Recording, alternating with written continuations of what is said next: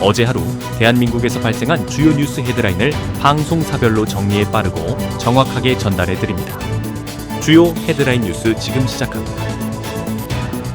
JTBC가 뽑은 헤드라인은 트럼프발 충격이 현실화되며 한국산 제품에 25% 관세가 부과됐고 첫 통화에도 금융시장은 초토화되며 환율은 금융위기 이후 최고치를 기록했습니다.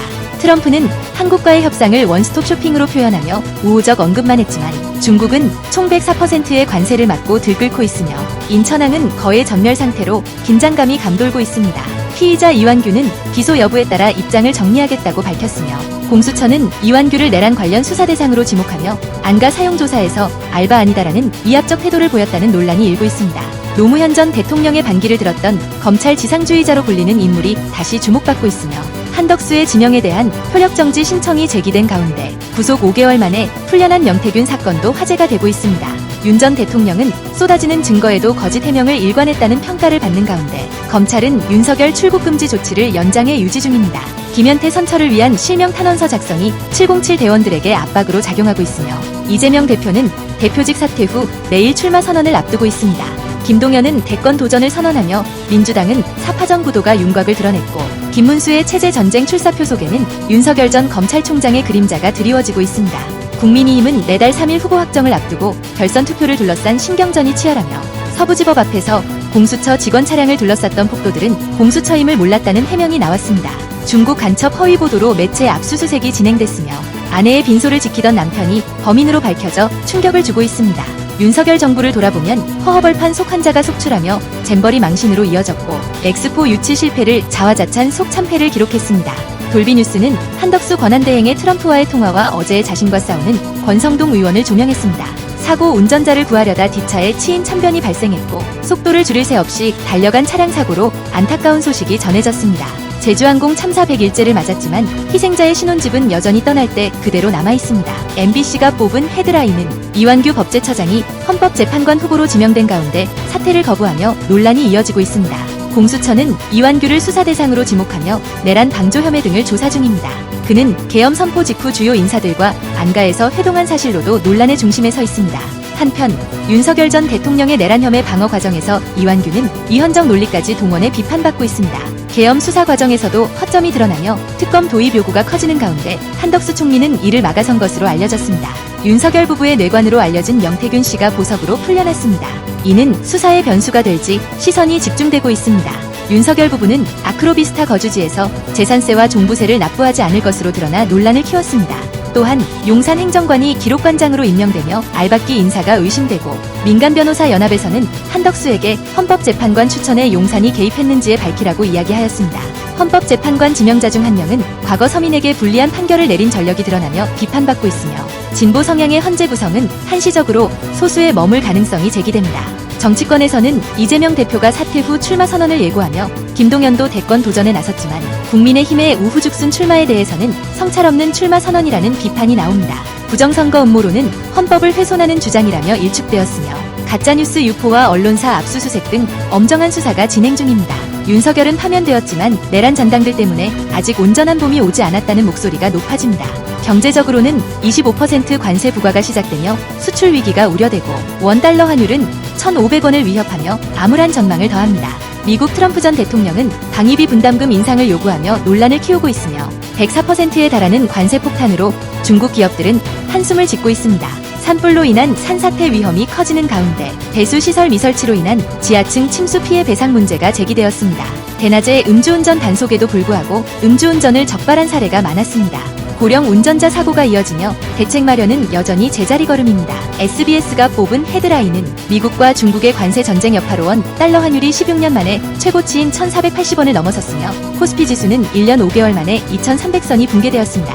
미국은 한국에 25%, 중국에 104% 관세를 부과하며 동맹국들과 우선 협상에 나설 방침을 밝혔습니다.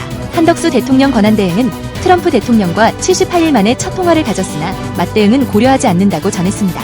방위비 재협상 요구가 제기된 가운데 방위비는 별도로 통상 문제는 패키지딜로 협상하자는 의견이 나오고 있습니다. 전문가들은 환율 전쟁으로 번질 가능성을 우려하며 중국과의 윈윈 협상이 필요하다고 강조했습니다. 미국 소비자들은 물가 상승을 우려해 휴지에서 자동차까지 구매를 서두르고 있으며 정치권에서는 이재명 대표의 사퇴와 김동연의 출마 선언이 주목받고 있습니다. 김문수 장관은 대선 출마를 선언했고 오세훈 시장도 오는 13일 출마 의사를 밝힐 예정입니다. 한편 우원식 의원은 개헌과 대선 동시 투표를 철회하고 대선 후 논의를 제안했습니다.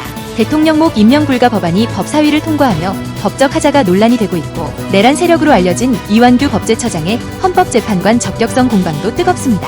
헌법재판소의 판결이 국면마다 엇갈리며 편향성 논란이 가열되고 있습니다. 명태균 씨가 구속된 지 5개월 만에 보석으로 풀려나 추가 폭로 가능성이 제기되었으며 가전 구독 사기 주범 추적과 청년 대상 범죄 수법이 도마 위에 올랐습니다.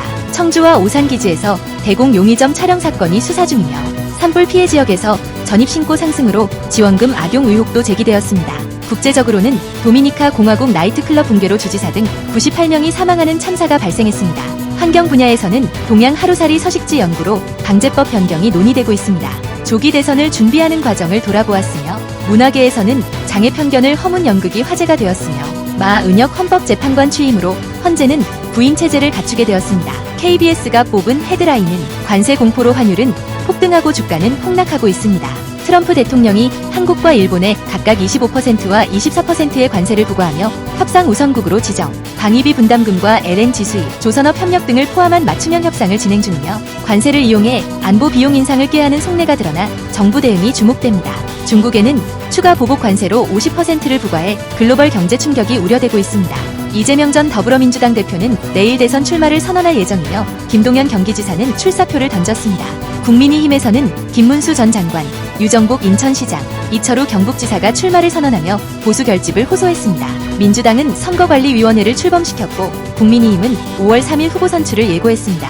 권한대행의 권한과 후보자 자격 논란이 커지고 있으며 내란 피의자의 추천에 대해 민주당은 사퇴를 주장하고 국민의힘은 헌법에 따른 지명이라는 목소리를 내고 있습니다. 벚꽃이 절정인 가운데 황사속 일부 지역에서는 흙비가 내려 시민 불편이 가중됐으며 겉핥기식 땅꺼짐 조사로 불안감이 확산되고 있습니다. 관세 충격의 여파로 제조업 일자리 위협과 공장 해외 이전으로 제조업 소멸 위기가 대두되고 있습니다.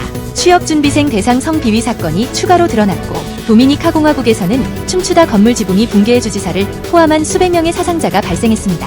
나사도 인정한 조니 김은 어려움을 딛고 우주로 나아갔으며 희망을 전하고 있습니다. 백현동 뇌물 사건으로 전 민주연구원 부원장이 실형을 선고받았고 명태균은 보석 석방되었으며 김 여사 소환 조율이 진행 중입니다. 진화대원 8명이 건설용 안전모를 착용한 채 사상에 이르렀고 마늘밭 기부로 이재민 주택 건설이 추진됩니다. 김여정은 비핵화 성명을 망상으로 규정하며 뒤늦게 반발했고 지브리풍 AI 저작권 문제가 논란입니다. 주요 헤드라인 뉴스는 JTBC 뉴스룸과 MBC 뉴스데스크, SBS 8시 뉴스, KBS 9시 뉴스 헤드라인을 알려드립니다. 전해드린 뉴스 헤드라인이 도움이 되셨나요? 앞으로도 빠르고 정확한 소식으로 찾아뵙겠습니다. 구독, 좋아요, 알림 설정 잊지 말아주세요. 영상 제작에 큰 도움이 됩니다.